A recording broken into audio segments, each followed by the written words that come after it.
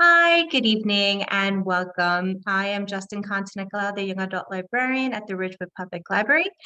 This evening, I have the pleasure of introducing Dr. Tony Giacomo. He is the Novellaprep, and he's going to take this time to kind of speak to you about academic success, study skills, and executive functioning. So without further ado, I turn it over to you, Tony. Thank you, Justin. I appreciate it. Good evening, everybody. So tonight, I have a presentation I've prepared, but I'm also hoping to open up the floor to a Q&A. As the founder of Novellaprep, I draw from my background as a lifelong educator, and a lot of what you'll hear tonight is going to be aimed at parents of 6th grade through high school, even beyond. And a lot of the principles that we're going to be focusing on is really optimizing for academic achievement and performance, really with the focus on health and well-being. Obviously, as parents consider at some point their children heading off to college, being competitive is part of it as well, but really it's the focus of optimizing a student where they are and reconciling that we have some content and skill gaps that have emerged as a result of COVID. And in general, the culture of tutoring versus addressing core study skills, we've found to be something worth considering, something that we put in place with our students. We work with students across 40 different school districts or so in the tri-state area and beyond. So hopefully the lens we can bring for the Ridgewood community can be both broad and specific at the same time. I'm going to put a presentation up on screen and just let me know if you're able to see.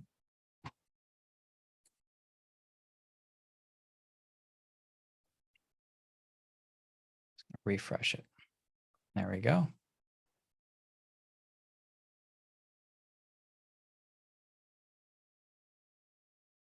Okay, so hopefully some of the things that we can provide will give you information that you can put in practice, as well as how to orient the school day and the routines.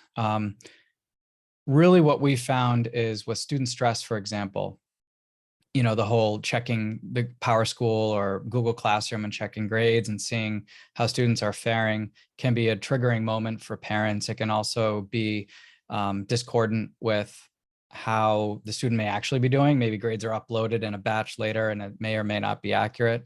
It can also be an opportunity for growth when it's done well, but the stress that students are feeling, we've noticed this fall transition in particular has been quite notable. The other is how students study can cause stress. Take high school, for example, when students may have more rigorous courses, particularly as juniors, a lot of times they're stressed and they point to the rigor of the coursework being the core issue, but really it's inefficiency. We found that the modern student is very inefficient, very easily distracted. Obviously, cell phone is part of that, maybe underslept.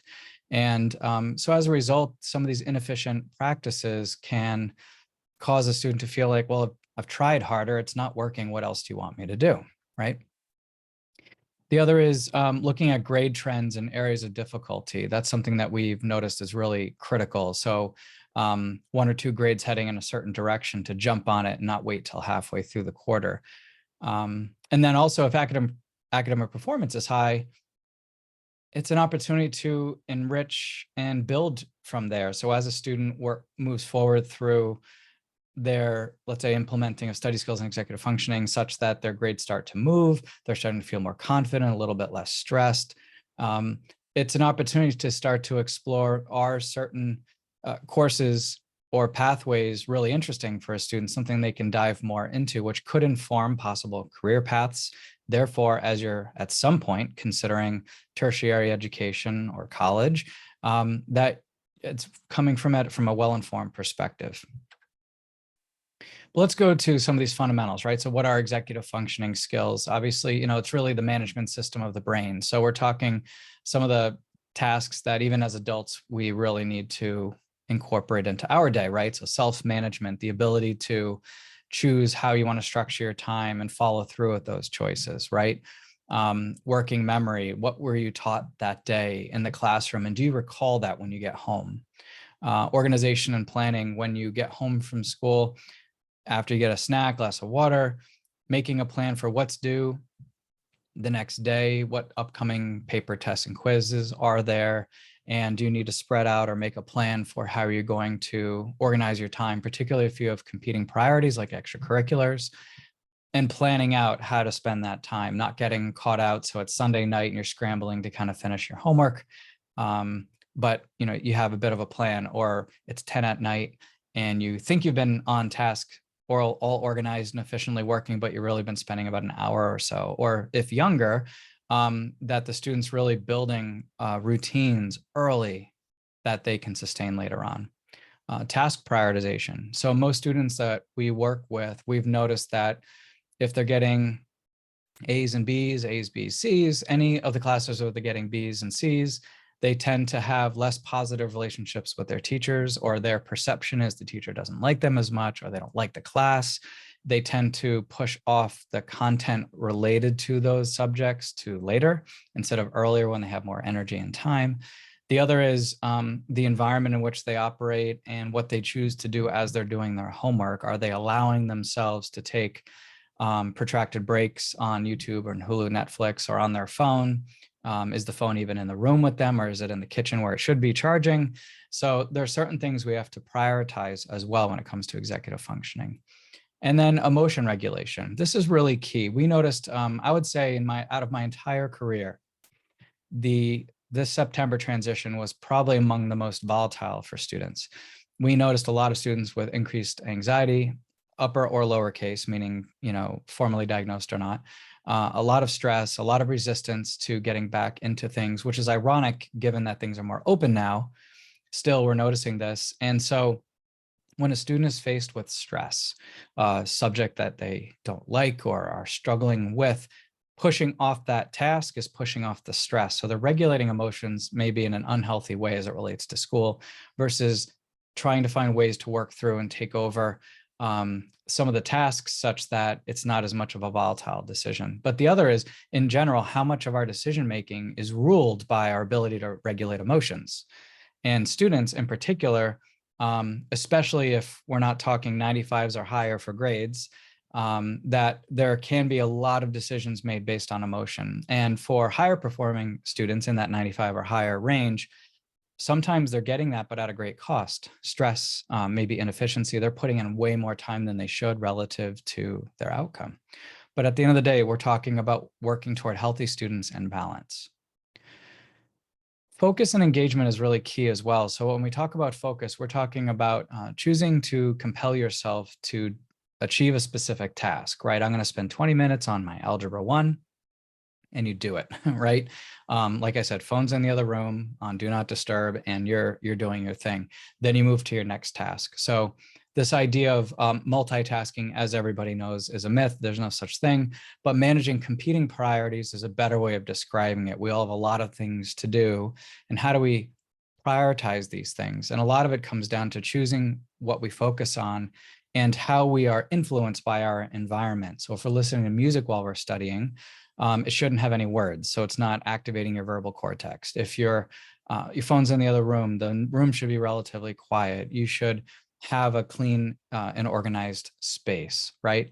And then being engaged in the work. You can't be having Netflix running in the background while you're trying to do your homework, or on your bed studying. You have to have focused areas where you do certain tasks, and this really helps with the ability to follow through in a way you want to. When we think about executive functioning skills, and one thing we tell the families that we work with is it's easy to presume that executive functioning or study skills training is only needed for students who are underperforming, and that's entirely not true. We found that high achieving students are very inefficient, achieving such grades at great expense, right, to sleep or time.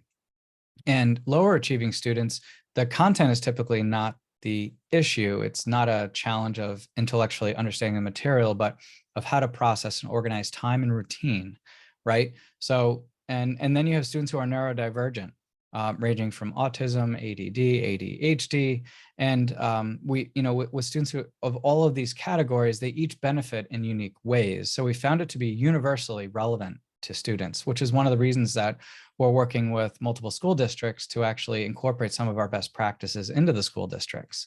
So In short, everyone, right? But there are specific and discrete ways in which it helps certain populations with being more efficient or unpacking motivational issues. Something may present as not being motivated, in part because I sank more time into the task. I didn't see a return on the investment of that time. I'm therefore not going to do it, right? But if you can put in place a better routine, you can build yourself up and out. So that's something that's important to remember. When we think about the learning environment in the classroom, you know, a lot has changed, but it's still very much that same school system inspired by Horace Mann, which was modeled on the Prussian education model from a long, long time ago in the 1880s. So, you know, a lot of the core tenets are the same. There are technology use, you know, elements with Google Classroom and how students learn, but the ability to filter knowledge is key. The ability to be organized is essential, right? Memorization may be less significant, but filtering ends up being more significant, which means knowing how to prioritize matters. So one of the things that you perhaps are here coming to this webinar to hear are specific things you can do with your son or daughter. And we would recommend one of the first things we do is establish grade goals, but they're used in a very particular way, right? We don't want grade goals to be used for, you know, good or bad, right? We don't want them to be a binary conception, but instead thinking about a data point, right? If we think about, you know, like sea levels, for example, rising against historic averages or whatever it may be, we have to start with where are we, where were we, where do we estimate that we're going, right? So with current grades, what has been the trend? So we start there, and then we ask ourselves, as data comes in, papers, tests, quizzes, are those data points above or below our grade goal? If above, we continue doing what we're doing. If below, we need to do something different, right? Whenever I ask students, what do you need to do different? They usually say, try harder. We always say, no, that's usually not specific enough, right? That's not a specific tactic you can put in place. But we need grade goals, not to say, again, if you get a B plus, a C plus, whatever it is, that it's good or not good. It's a starting point. It's a benchmark we use. And then we modify our routines as we get grades. So that way the student is held accountable to routine. They're not held accountable to a grade. And the goal is obviously to have students studying, being balanced and healthy, less stressed, but performing highly, right? Mastering the content. That's why we're in schools, to master the content. One of the reasons anyway. So we use these grade goals to determine, is the routine working or do we need to modify the routine, right? Not to say that the goal being met alone is itself the point. We also want to work in supplemental learning, but this is a slippery slope. Imagine if a student is underperforming in Algebra 1, it's tempting to say, go on Khan Academy. The student says, I went on Khan Academy and I still got a B+, right? Supplemental learning is really about practice. And the asynchronous video tied to supplemental learning of all grade levels should be, if I don't understand what I was taught, you watch a video to understand what you were taught. To get better at what you were taught, you have to practice. So you get Barron's review books, right? IXL is another one, and do extra practice in exactly what you're being assigned. Because the United States education system, or systems, right? We have 50 systems technically, is designed around proficiency, not growth. That means the amount of homework we get and the way in which we grade is designed to get everybody across the 50-yard line, which means that the amount of homework assigned is inadequate to really give students a chance to practice enough. And the way they grade typically is homeworks are very high, right? You often will have 90s or 100s or very high grades in homework, a little bit lower in quizzes and a little bit lower in tests if a student is slightly underperforming or not doing as well as you so desire. So what's really important to understand is supplemental learning, we don't consider it extra. We consider it the practice you need to do to get it right. Just like if you're trying to work out a serve, practicing your serve in tennis and it's a little bit off, you can't just watch a video on how to serve better and be like, oh, I did it, I'm done, right? You can't just watch Sal Khan and Khan Academy teach you one thing on linear equations and you've got it. I mean, certainly it's helpful to observe and see, but then we need to practice. We need to try, you know, different tosses, different hitting points, our timing, the motion, and then observe what's going in, what's not, and use the data accordingly. So that's where supplemental learning is key. You have two types, again. You have the, I didn't get it, I need to relearn it vis-a-vis asynchronous video on YouTube or whatever source. The other, or Khan, the other is practice. And that's where we're a big fan of IXL or Barron's to do maybe 10, 15 minutes a day at most, practicing as you're learning. And that's where you go from 90 to 95, probably within a matter of weeks. To go from 80 to 90 is about routine. To go from 90 to 95 is really about practice, right? I'm using these grades not as the end all be all, but just to illustrate some of these points. Note taking. So a lot of times with executive functioning, there's this odd obsession with the style of note taking, Cornell note taking or whatever. And we found it's really not significant. It's what it is can you distill what was spoken to what needs to be documented? So for example, we found over the last decade of doing this that for every 100 words spoken, you should be writing about 15 words, not 15 words that were spoken by the teacher, but 15 words is the ratio to how many words were spoken to document what was being taught. If that is the case, what we found is using any kind of numbered list or outline. So you have 3 to 5 main ideas for a class that was taught, and then you have some supporting context and then examples. We found that students are very underprepared in note-taking, and often because teachers hand out packets. And this is a huge disservice to students because then they're not doing the work themselves, right? So when they go to study for a test, what do?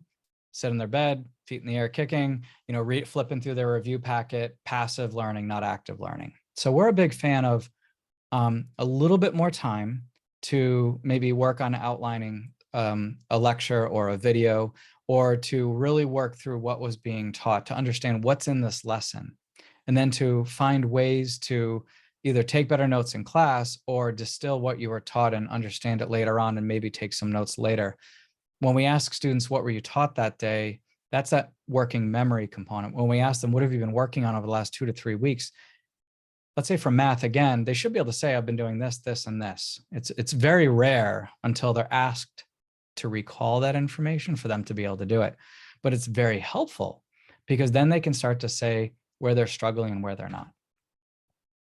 And then with organization, this idea of a routine to follow for the afternoon, we're a big fan of a checklist of how you spend your time, building in maybe more frequent breaks if somebody has ADD or ADHD, but timed, right? And not just going off on a YouTube binge in perpetuity, but like 5-10 minute break, get a glass of water, come back.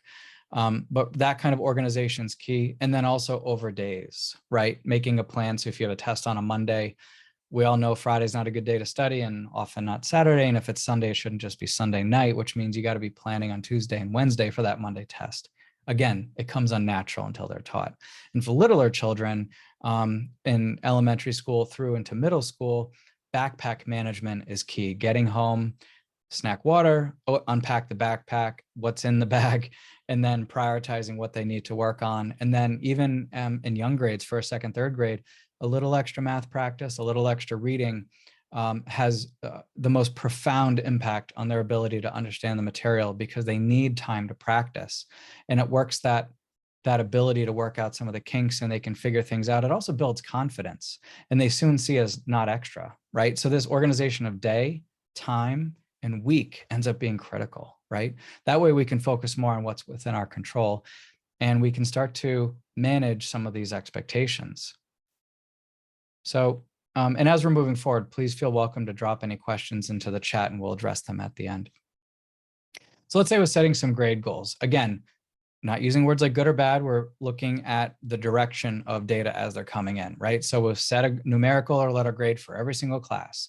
So anything that comes in above, anything that comes below, action is needed. So what kind of action? Maybe go meet with the teacher to say, I was surprised by this. Can you help me understand where I went wrong?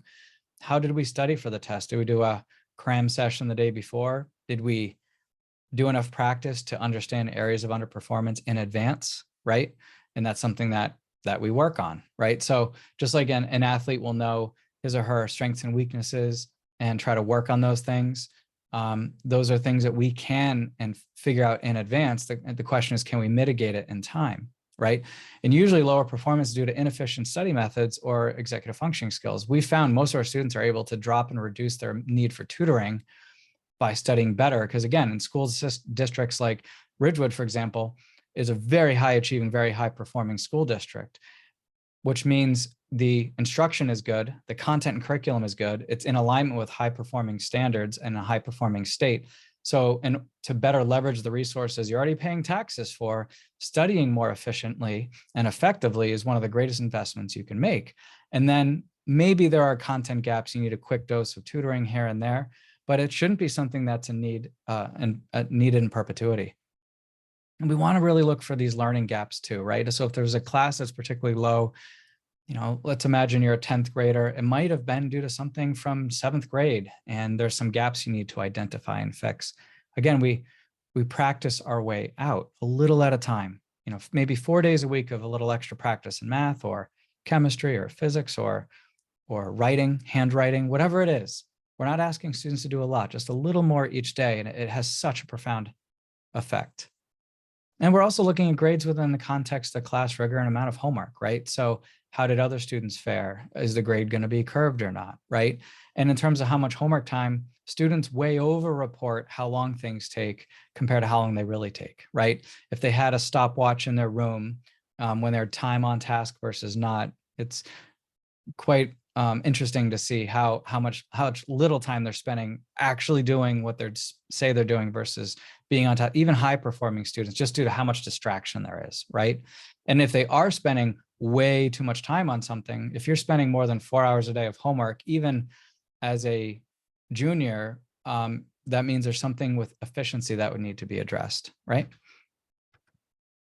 So that's how these grade goals can be helpful. And we don't come into our child's room at 8 at night having checked grades and have a big intense discussion when everybody's tired and upset. Save it for when you're emotionally not triggered and able to use the data to inform, like, what do we want to do and how do we want to structure time, right? That's really important. Never talk about grades after 6 at night. The other thing with supplemental learning is deepening a student's sense of understanding content area. If you have a student who's really into sciences, for example, and considering engineering, I mean, we want to see that they're performing in all subjects well, but in the particular subjects that are relevant to their interests, because you can't apply to be an engineering major if you're getting a B in, physics and calculus, right? It doesn't mean you can't be an engineer. It just means you can't get into college as an engineering major, right? So we want to look at their learning not only from are the grades going up, but also are they understanding the material, right? And so ways we do this outside of what's already assigned and asking the teacher for more is just which online tools work. And you can test this out. I've already shared that, the video instruction with Khan and Crash Course or YouTube is really effective. But what's really key to see, is it working, is Quizlet, Barron's, and Princeton Review. I've gone over that already. I won't say too much more, but with Quizlet, Quizlet is horribly ineffective with multiple choice, so never use multiple choice. I won't get into it, it's a long story, but it's not designed for that. And the student should not be answering by just clicking. They should really be answering by writing out or typing out the term, or writing out or typing out the definition. And there's probably a Quizlet for almost everything already built that you can adapt for your own class. And the building of the Quizlet is studying. The taking of the Quizlet is studying. And it's a great way to lay bare exactly where you are, what you know and don't know, hopefully with time to do something about it. And that's really the key to success, is knowing what time to do something about it and having the toolkit to follow through. And that's a lot what we teach our students. And better communication with the teacher, right? Students under communicate. If they're getting B or below, they're almost always under communicating with their teacher, and there's a misunderstanding. Right? So it's really learning and understanding and then memorization where needed. So for note taking, there's this misconception that one is better than the other. There are different benefits to each, right? So typing, you can type faster, especially if students have taken a typing course, which oddly enough, most students don't type very well or very fast. They didn't take typing classes, so they're kind of okay on it. But they're typically able to type faster than they write, which leads to more information, but less processing, whereas handwriting, fewer words, more comprehension. There's a way to train yourself to do both on typing, right? It's just really being organized, not just typing words said, but words that represent.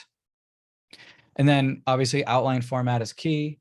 This helps later with, what was I taught? Do I understand it? How do I practice my way to understanding the material, right? That's what's really important. And then we're in class and we're attending a lecture, right? Or attending a teacher who's presenting. we're going to be looking for signal phrases and nonverbal cues that we're going to be changing a subject, which means we can change what we're going to be, how we're writing our notes. So it's not a bunch of bullet points.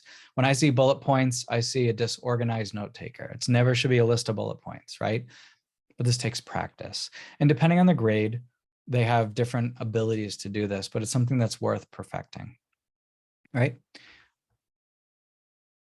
Sleep is really key. We found when with all of our students, if we have a student who's getting fewer than 7.5 hours of sleep, 8 to 8.5 is what they need, 9 if they're younger, 10 maybe. But if they're getting less than 8, one of the first things we do with all of our families is really strongly encourage a program of sleep using different applications that help monitor sleep, like Sleep Cycle, for example, and moving their sleep every week 15 minutes earlier and earlier so that they're getting the right amount. Their ability to follow through and be disciplined is directly tied to sleep, nutrition, and exercise and or mobility and movement. So we focus on these things just like you would an athlete in order to get the brain to listen to you. Really, what we're trying to do with routines is getting your brain to listen to your will, right? When you have a deep talk with one of your students and they say, yeah, I want to do that. I really do. Then it's 4 p.m. They're tired. They were up too late. They had the phone in front of them. It's hard to compel yourself to be your best version when you're tired, or if you haven't gone for a walk that day, right? So these things are critical. A couple notes on organization. So we, with all of our students, we create a schedule for them to follow that in the beginning is a checklist, right? From when I get home to when I go to bed, like roughly how do I want to structure my time when I'm off, right? Or when I'm doing my schoolwork. But then eventually that can fade away into just a way of being, right? But it takes this kind of scheduling. And we noticed that any of our students who are underperforming in middle and high school didn't have really strong homework routines when they were younger, right? And so it's something that is foreign that they need to incorporate. So it's important to be consistent with this kind of a scheduling. We also want to adjust these schedules to achieve the goals. So it's not just following the same schedule, but it might be adjusting or addressing as needed. That's important to do. This point here I found to be really interesting. We used to assume, a lot of people assume that it's course rigor is the cause of stress, right? Like in the context of AP classes in high school, for example, that it's due to it's being really hard, or a more advanced class in middle school, if you're on the more advanced math track or whatever it may be, that it's from the rigor. But we found it's really from disorganization. We've rarely found stress is due to the rigor as much as like, how do I approach this class? And I don't know what to do differently and I'm stuck, right? And just doing more of the same is very discouraging because you're not getting a better outcome and now you're putting more time into it. And so that's why we focus a lot on this. And we focus a lot on stress because you can't perform well when you're stressed, right? So that's where the self-management ends up being important as well. So creating a routine to follow, creating a plan for the week, and then trying to make small changes over time. So if we have a student who comes to us and the parents like, ABC kid, and they dream of, A's, B's, or A's, right? It's going to take like 3 or 4 months to take somebody from that routine that's getting those grades, right? We always tell students the grades you're getting right now, whatever routine you're doing is perfectly aligned with the grades you're getting, right?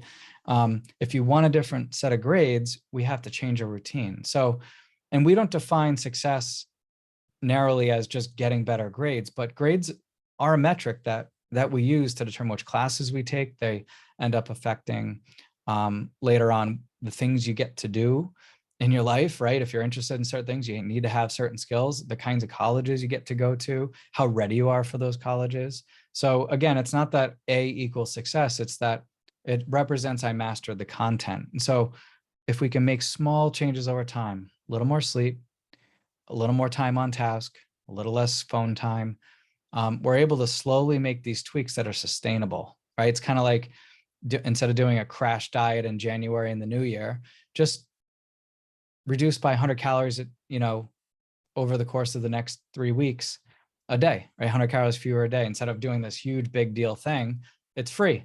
It's hard to do, obviously, and usually it's good to have a program. But the point is that littler changes that are sustained are way more powerful, we've found with our students. I wanted to put up on screen, even if your child right now is in elementary school, middle school, if they are in high school, I wanted you to just kind of see these 4 different areas that end up being really critical later on, and why we focus a lot on executive functioning, study skills, even for high achieving students. We have students who come to us, even as a junior, if they're a junior in the fall and they're getting 95s, we still found value in this kind of crash course in study skills, executive functioning, because they might end up at 98, 99, but then can layer on college planning and everything that comes with the next year and a half application work and perform at a higher level without spending more time on it. And there's a lot of value there. Students are less stressed and they're performing a little bit better. But the reason I share this with you is because these are the 4 quadrants that ultimately are going to make manifest in terms of an application, right? So again, not every kid goes to college, but most of the students in Ridgewood School District do go to college and surrounding areas. So, having a good sense of how to spend your summers purposefully, right? Vacation when you vacation, working if you're working, pre-college classes if you want. But having a plan for how you're going to spend that time and having a sense of how much of that you want is downtime to be a kid. If you're in 6th grade, you should be having downtime that summer, maybe doing some reading, a little bit of math here and there to stay fresh, but you need to be a child, right? But when you're in high school, there are things that a lot of students do in the summer that helps them start to get ready more for the college planning process. And it's good to know what options you have there. And the resume is a great tool to use. So as you're working on executive functioning study skills and performance and such, thinking about how a student spends their time and on what, it reflects later on when they apply to college, how they chose to spend their time, and it should reflect their interests in some capacity. You can go in undecided, that's totally fine, but embrace it. But you're probably not undecided out of 120 majors, you're probably undecided out of 20. But your ability to be efficient with school and honor the opportunity of learning there frees up your time to do extracurriculars so you can build out some interesting activities. And this is ultimately what differentiates you on your application, more so than grades and test scores, because those things will be what they are, but your resumes that's what reflects who you are, right?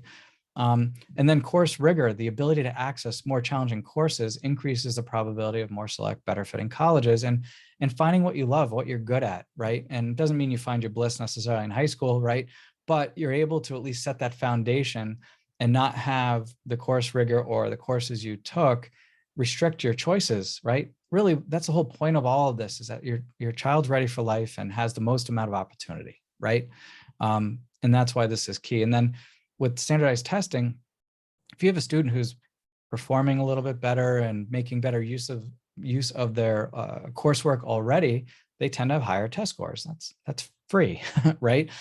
Students who have low test scores probably didn't master the content early on. We see that with students who, low SAT score, typically didn't master the content in 8th grade. Even if they got an A, they might not have fully mastered the content, and it comes back later on. But the idea, though, is that if we have a child who's performing a little more efficiently and can take on more challenging things and do things that they want to do, it starts to create this wonderful foundation for them so they can really manifest the future that they want and really open the door for opportunity.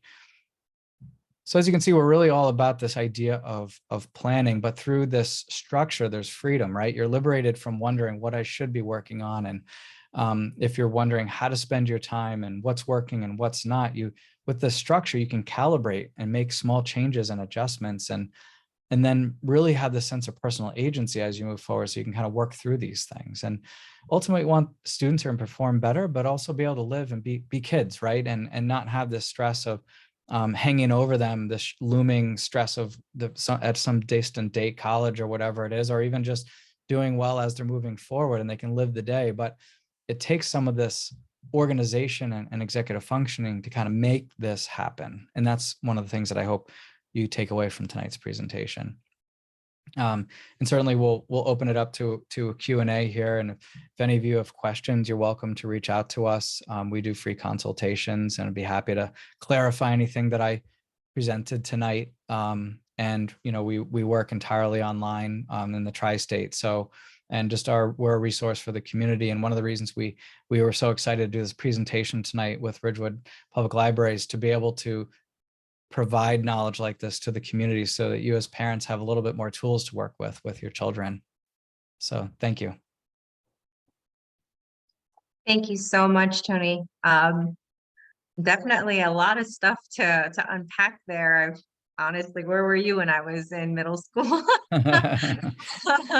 That's for sure. So does anybody who is actually attending have any specific questions they'd like to ask?